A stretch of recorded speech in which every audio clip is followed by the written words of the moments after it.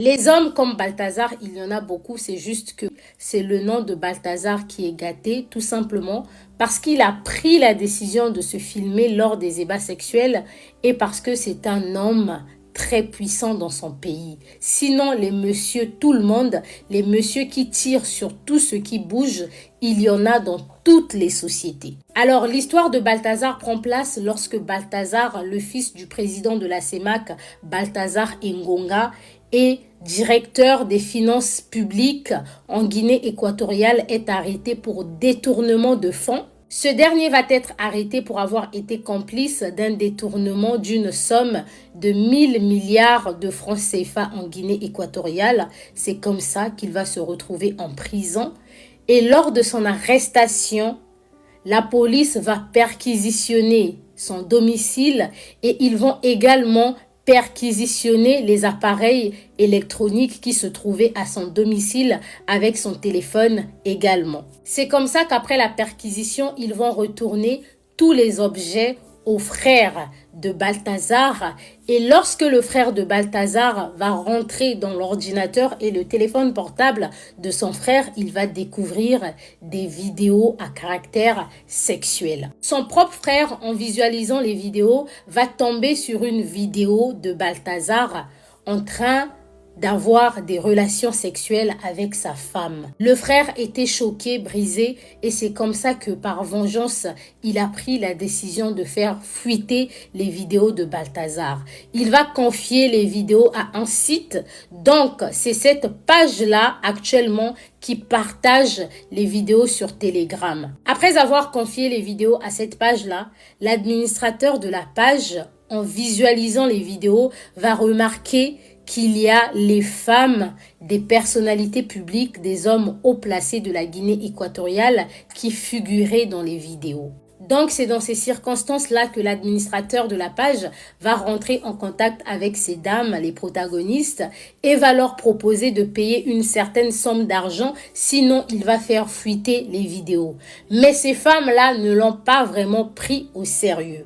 Au départ, ils ont proposé de verser une somme d'argent dans un compte bancaire, mais étant donné que le monsieur voulait garder l'anonymat, il va leur demander de lui verser de l'argent en termes de crypto-monnaie sur un site.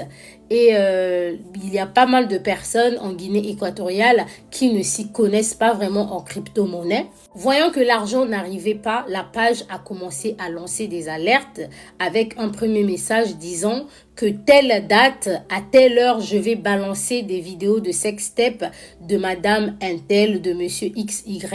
Ça a commencé comme ça et les gens ont commencé à motiver aussi l'administrateur de la page. C'est comme ça qu'il a balancé certaines vidéos. Après avoir balancé les vidéos, les gens seront choqués de reconnaître la femme du garde du corps du président de la République.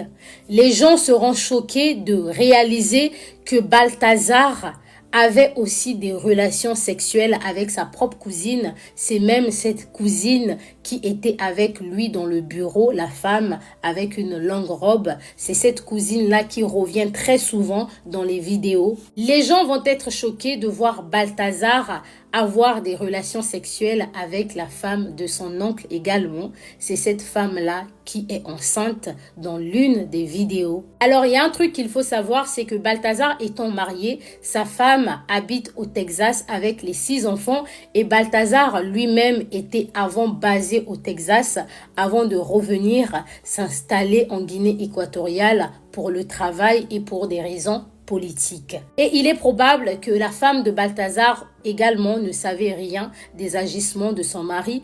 Elle a appris le scandale au même moment que tout le monde sur les réseaux et ça a été dit qu'après avoir découvert tout ça, elle a piqué une crise. Les femmes qui figurent dans les vidéos avec Balthazar, elles étaient toutes conscientes que Balthazar était en train de filmer. Elles ont toutes accepté de se donner elles-mêmes à Balthazar de leur propre gré. Ça a été dit que Balthazar, c'est un homme qui sait comment prendre les femmes et pour certaines femmes, c'est limite un succès de sortir avec lui et d'avoir des rapports avec lui parce que c'est un maître à la matière. Parmi les femmes vues avec Balthazar dans des vidéos, il y a également ses employés. Il faut savoir que ces femmes ne l'ont pas fait parce qu'elles avaient besoin d'argent. Elles sont elles-mêmes femmes d'hommes politiques haut placés et elles ont de l'argent. Si elles l'ont fait, c'est tout simplement parce qu'elles en avaient envie.